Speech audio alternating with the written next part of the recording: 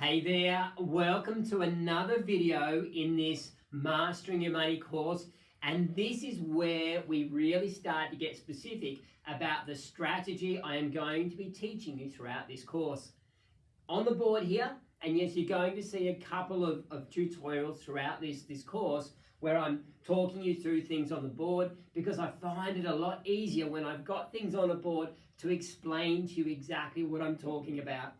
Here we have the 6-step process that I take all of my clients through to help them take control of their finances.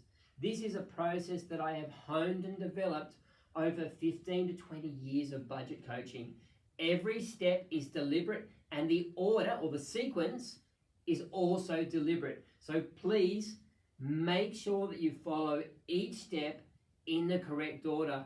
I know a lot of you have credit card debts and debts you just want to get on top of, are going to be very tempted to jump down here to eliminate debt, but please do not do that until you've done the steps leading up to that, because it just won't work.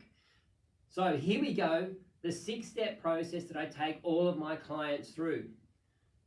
First step, I'm hoping you can see that here, is income has to be greater than expenses. Now, I ran a workshop this morning where I was sitting down with half a dozen people and going through how do we take control of your finances. And I said to them up front, I am not a magician. I can't make money just appear because you're budgeting. You need to have a situation where you are consistently spending less than you earn. That is absolutely crucial. And the only way that you can do that is to have a budget, in place. And this is really important because when your income is consistently greater than your expenses, you have a surplus. You have some money left over at the end of each month, and that is the money, that is the surplus that we are then going to use to make everything else happen. So it all starts here. So our first module in this course is going to be all about taking control of your finances by putting an effective budget in place. So I'm going to show you exactly how to do that. Now, so income needs to be greater than expenses so that we've got a surplus. Now you can see here that this looks like a cascade, and this is exactly how it works. Income greater than expenses means we have a surplus. That surplus is the water in our cascade. And if you think of one of those beautiful pools you often see in a tropical area where the water comes down, fills up the first pool, and once the first pool, and only once the first pool is full, the water flows over from that into the second pool. And that is exactly how this sequence needs to work. Firstly, we need to have some surplus. The surplus then flows through, and the first pool that needs to be filled is this one here, where your bank account must equal your budget.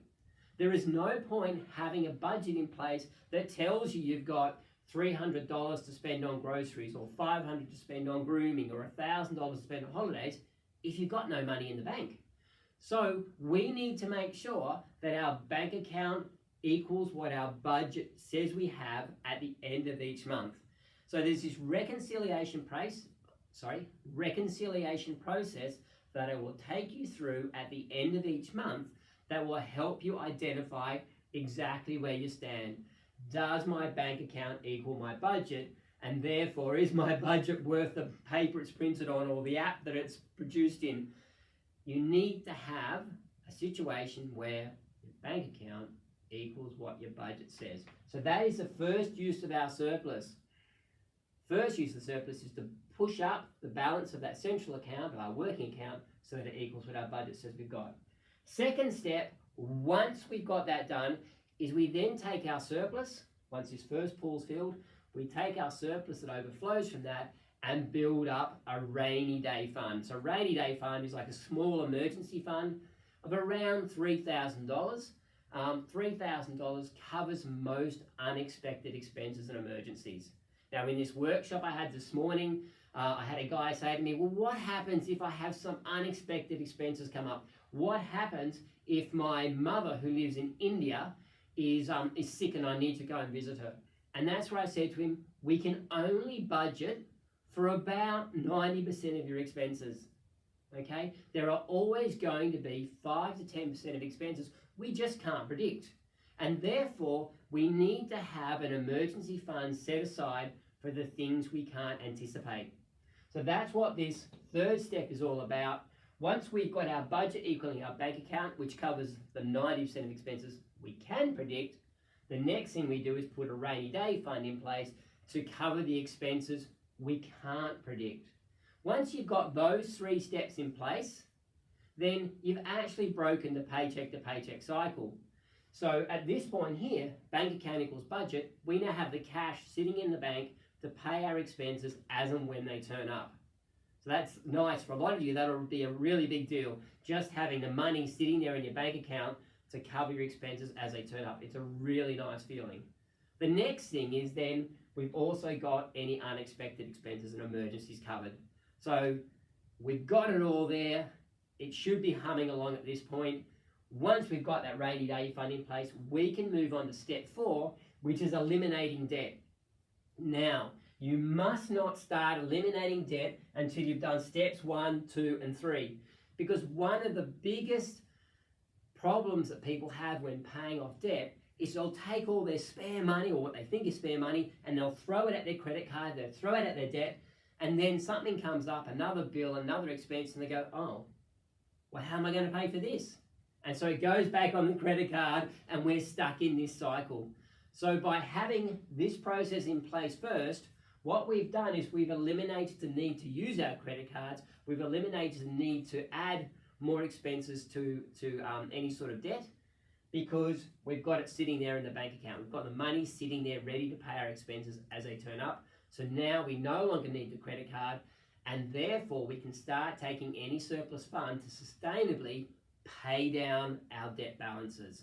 So at this point, we are going to build a debt elimination plan. And again, I'm going to take you right through that later on in the course. We will build a debt elimination plan that will focus on one debt at a time, knock that debt off, then the next debt, then the next debt, then the next debt, all using this surplus funds. And the exciting thing, as you find with the plan I'm going to teach you with the debt elimination, is that once you've got it rolling, your surplus just keeps growing with every debt you pay off, and you can pay off debt a lot faster than you ever imagined. So there we go, debt elimination. Once we've got the debt out of the way, we can then focus on building our rainy day fund into a much bigger cash reserve. So ideally, we should have 3 months worth of expenses sitting aside in a cash reserve, so that when something really big does come up, and unfortunately it happens way too often, bad things happen to good people. So we do need to have a decent cash reserve sitting aside just in case. Now, once we've built our rainy day fund, we've turned our rainy day fund into a cash reserve of about 3 months worth of expenses, then we can focus on setting lifestyle goals.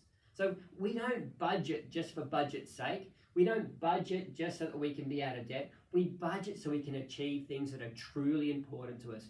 We budget so that we can consistently save money, so that we can take the kids on an overseas holiday, so that we can buy a house, so that we can pay the house off sooner, so we can set up our own business. We budget to achieve lifestyle goals. So that's step 6. We sit down and we work out, how much surplus have I now got consistently on a monthly basis, and how long is it going to take me to achieve the goals that I really want to achieve. And this is where it gets really exciting. Now, once you've been through that process, you are better off than about 99.5% of the people out there.